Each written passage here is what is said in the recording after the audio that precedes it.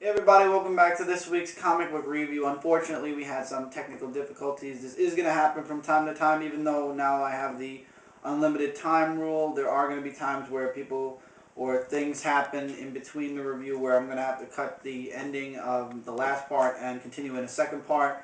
Hopefully that won't happen too often. But anyway, we finished Marvel, and I was talking about starting up a new series that I was actually going to wait up for this series a little bit. It was promoted on in the comic book news for about half a year, and I was interested, but I said I'm going to wait and see how the first few issues played out. Now I'm glad I actually picked this one up. Boom Studios Stan Lee presents The Traveler. I got The Traveler first, number one, and when Mike was done,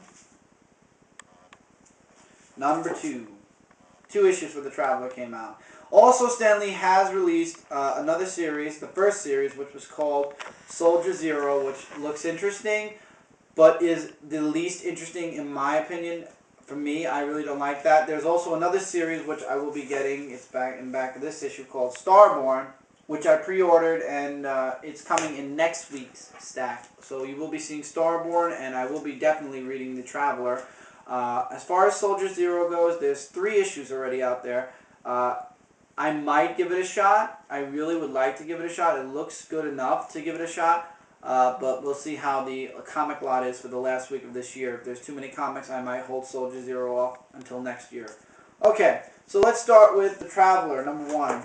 He says I'm a traveler, but he calls himself Kronos, and you don't know who he is. He does not let you know throughout these entire 2 issues who he is yet. You don't know who he is. But you know he's from the future, and you know he's trying to preserve the way things were in the future, while also making little changes here and there. And he's fighting these 3 guys known as the Split-Second Men. Each one has a special power. In this issue, you see the first 2, and in this issue, you see the last one. In this issue, you see a guy who has the power of magnetism, and you see a guy who can decay time. He can decay things with his powers. In this issue, you see somebody who can fuse things together, fuse matters together. So in this issue, he saves a woman from being killed by one of the Split-Second Men, and then he saves a bus driver from being killed by a Split-Second Man. And in both of those situations, he changes something. With the woman, he breaks her glasses. With the bus driver, he yells at him saying, "Are you ever going to be late again?" And he says, "No." So he changes a little bit here and there. In this issue, though, he's with this detective who looks like she's going to be part of the series as a main character, known as Nicole. And in the end of this issue, you see the decay guy stick his fist right through Nicole. But in this issue, it turns out that it was just a foresight. It really didn't happen yet. So he saves her and takes out the Split-Second Man that can cause decay. I'm sorry, names I'm very bad with at the moment. So it turns out later on, you see in his visions that him and her have like this love interest, but he can't. He says, "I'm not going to touch her. I'm not going to really speak to her. I said something, and now it's going to get me in trouble," because later on she mentions something that the Traveler mentioned, and everybody gets pissed off at her boyfriend because she thinks they think the boyfriend told her, when it turns out it wasn't the boyfriend at all. And basically, he then this one guy who he saves from the 3rd Split-Second Man in here meets up with the 2 people from issue 1 that he saved, and he's like, "You weren't supposed to meet them. What's going on?" And he's like, "But don't worry, take care of the bowling ball at least." And in the end of the issue, he gets knocked out. That's where he gets knocked out when he finds out that this guy met up with both those people already. He's like, "You met up with them," and he gets hit in the back of the head. And the guy's like, "You gotta wake up. You gotta wake up." And that's where it's to be continued. I like it. I love it. This is a really good series. I have really high hopes for this series. I have high hopes for Starborn also. It looks really good. I love the what they released as far as previews. In the end of this and this issue, they actually had previews for Soldier Zero. I think it was mostly in this one. For Soldier Zero number 3. And that's what actually got me interested in looking into Soldier Zero number 1 through 3. We'll see how it goes. This series is definitely a keeper. Would I suggest picking them up? Absolutely. This is Stan Lee, okay? Stan Lee is the man who made the Marvel Universe good. I don't want to say how it is today, because how it is today is not the way Stan Lee would have wanted it, I'm sure. But Stan Lee isn't working with Marvel that much anymore, as you guys can see, because he's with Boom now. Stan Lee is definitely a very busy man. So, Stan Lee is a great writer. Would I suggest or recommend these titles to anybody? The Traveler, absolutely. Starborn, I have to read, and depending on when I get the extra cash to pick up Soldier Zero's first few issues, I'll let you know. You guys know then. Okay, now we're going into DC, which was the biggest enjoyment of the week next to The Traveler, because I have nothing bad to say about any of the issues from DC Comics this week. We're going to start off with There's really no order I can put them in from worst to best, because I really kind of liked all of them. Save one, which we'll talk about a little later. Okay, Superman Batman 79. We're starting in the year 1 million with a guy Kronos, who can, I hope I pronounce his name right, who's a time traveler. He wants to be the master of time. So we start off in the year 1 million, and they capture him. He's in jail already. Batman and Superman, the Justice League of America captured him, and he's in Batman's holding cell. He breaks out because he knocks out Robin, and he's in the Batcave and he gets armor. And then he goes to the Justice League of America. It's very interesting. I like the year 1 million. Unfortunately, when I got into comics is when the year 1 million one-shots came out, and I really wasn't interested at the time.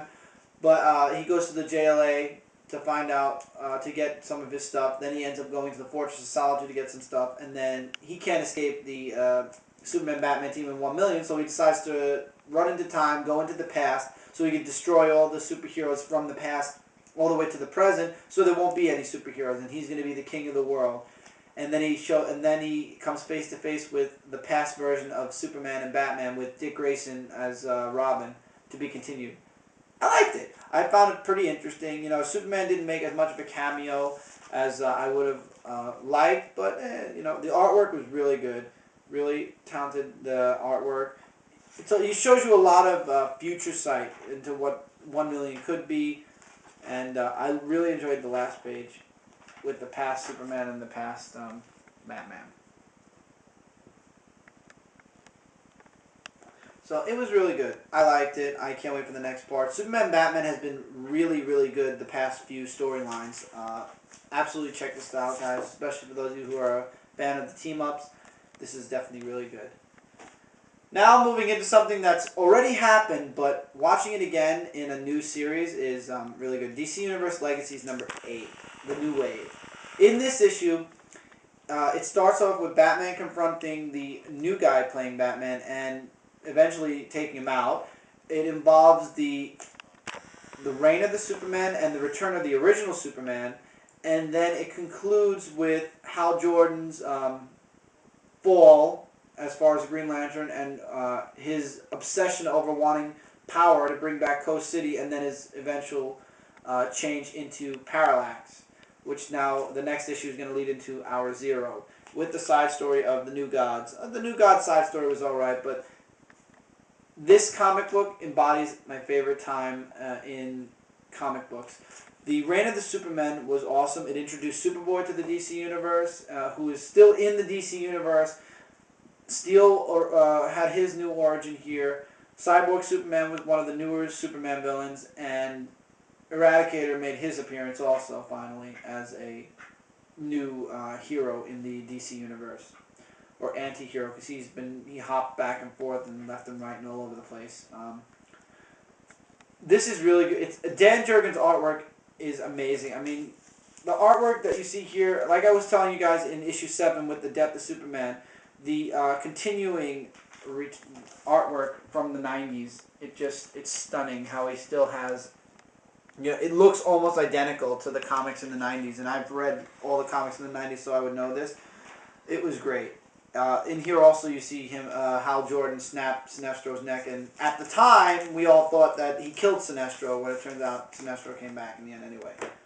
Absolutely grab this. It's a rundown of everything that's happened in the DC Universe over the past 75 years. There's only, I believe, 4 more issues to go. Why not? It's going to lead into 2011's mainstream universe. Okay, now onto the comic book that it was good, but it wasn't really over the top good, but it wasn't bad either. Brightest Daytime, Green Lantern Corps number 55. And I've noticed that the past month's issues of Green Lantern all have something that connects them together. In Green Lantern, the fact that Kyle Rayner is bringing the Green Lanterns to the Weaponers universe, and Sinestro gets contacted by the Corps, and they're saying, and the Corps is telling Sinestro that the Weaponer is demanding him to make an appearance, or else he's going to kill the daughter, and him flying off. There's the connection to the Corps, and then the connection between the Corps and Emerald Warriors is in Emerald Warriors. How we already talked about this in in last week's review. Guy Gardner throws up spews up blood, and Atrocitus shows up and says, you know, stick to the bargain. In this issue, Gantha throws up the blood, and the same line, same thing show up for him. And then Gantha is left to explain to John Stewart the whole situation. And because this is the last issue of the month, he explains the entire situation about the entities being on Earth and how the three of them have formed a trinity to kind of stop this guy who Gantha knows is Kronos, I'm guessing. And he's explained the whole situation, and then the Weaponer shows up and he's ready to kill. Basically, in the very beginning of this issue, the Weaponer basically owns every single lantern because he has the white lantern netting. So he owns all the lanterns. Kyle goes off to find Sakura, and he finds her, and they find his weapons. And basically Sakura comes back right after Gantha explains the entire situation to John Stewart, and basically sticks a gun to the Weaponer's head. And then the people that live on the planet show up, and you think there's going to be a huge blowout, because the Weaponer says, now I'm going to have to kill everybody, and it's your fault. He says that's right to Kyle's face. He says, it's your fault that I'm going to have to kill everybody now. And then all of a sudden the sky opens up, and you're left with the last splash page with the entire Sinestro Corps except Sinestro showing up to save Sakura, apparently. Or that's what they're telling you anyway. I don't know. So, to be continued.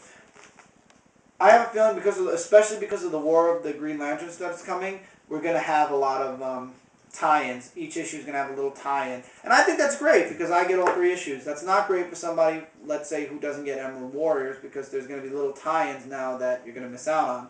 And especially with the War of the Green Lanterns coming, all the books are going to be tied in. All 3 of these books, plus I'm sure the War of the Green Lantern mini-series that's going to start up. Absolutely check out the Green Lantern Corps. Right now, this story is kind of a little slow. It's not really like eye-grabbing per se. It's not like something that's like, oh my god, this is really, really, really great. But I have a feeling it has a lot of meaning behind it. When this storyline's over, it's gonna have a lot of meaning towards it. Now, why am I wearing an orange lantern ring with an indigo shirt? You might ask. Well, first of all, the indigo shirt's new. That's why I'm wearing the indigo shirt, no matter what. Because I read a comic this week, and I mean, I'm sure a lot of people are going to say opposite of me, and that's fine. That you guys can feel however you want.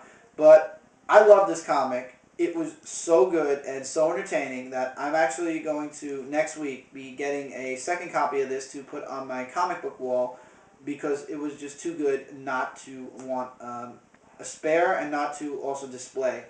Green Lantern, Larfleeze, Christmas special. One shot. This was really good. It involves, Larfleeze has a huge list. We all know he's the Lantern of Avarice. He's a glutton. He wants everything. So he has a list a mile long for Christmas. And it involves him waking up Christmas morning and there's no presents under the tree. And he wants to know where Santa Claus is, the guardian that's supposed to give presents. And he wants his presents. So he goes off and he can't find Santa anywhere. He goes and he riles up a parade. He goes through a Santa Claus place. Then Green Lantern shows up and tries to explain to him that Santa Claus isn't real. And he's like, no, that's not true. He's like, what Christmas is, Green Lantern explains, is the Christmas spirit you can have. And it's not about receiving. It's actually the opposite of your ring. It's giving. So Larfleeze ends up giving away everything he owns to children, to people all around the world. And he's like, you know what? I really don't think I like Christmas that much. And he's still insisting that Santa's real. And Hal Jordan's like, forget it. You know what you got to do? You got to look through your list and think, do I really need this? And then basically in the end of the issue, you see Larfleeze looking through the list. And he doesn't need anything except the last thing on his list, which says, my family. So I really like this because, and then that's the end of the issue. You see him lay down and that's the whole end. That's the end. I like it because, you know what? In the beginning when they first introduced Larfleeze, he looked like an annoying Like, he wasn't going to be a really huge supervillain. He just looked like he was going to be a really annoying kind of supervillain. But as time has gone on, especially in Brightest Day, because Blackest Night really, all it involved was him teaming up with the other Lantern Corps. Now you're getting more along the lines of a background on his character. And it's building him up so that he actually, I really do like Larfleeze now. I mean, he's not really a villain. He really isn't. He hasn't done anything since his introduction that has caused him any caused the universe anybody harm. He just wants for himself. And then later on in a Green Lantern issue, as a matter of fact, before this came out, when that woman was possessed by the Lantern of Hope. Oh no, the guy that was possessed by the Predator entity. You found out that all he really wanted was his family, and in here you find out again all he wants is his family. So in a way, it changes his character from being like this supervillain to like this anti-hero kind of misunderstood character. I really like Larfleeze's character now. I find him very enjoyable. I find him, he looks more along the lines now of a misunderstood character, really. That's what it is. That's what I feel anyway. I mean, hey, look, you could get a writer that comes in and changes everything tomorrow, and Larfleeze can be the evilest SOB in the entire DC universe. But for the time being, you get this feel that, okay, all this guy really wants is his family back. And yes, he's the Lantern. He wants everything. He's the Lantern of Avers. But you know what?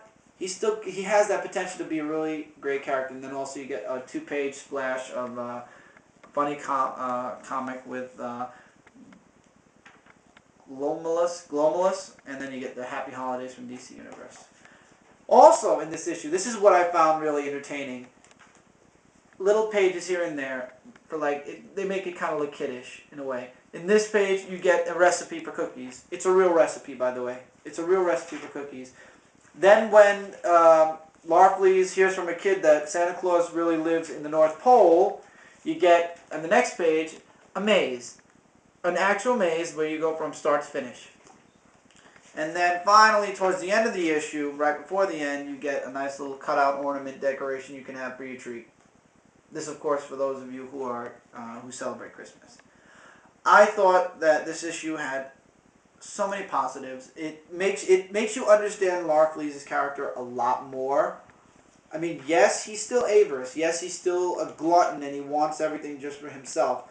But you know what? All he really wants is his family, I feel.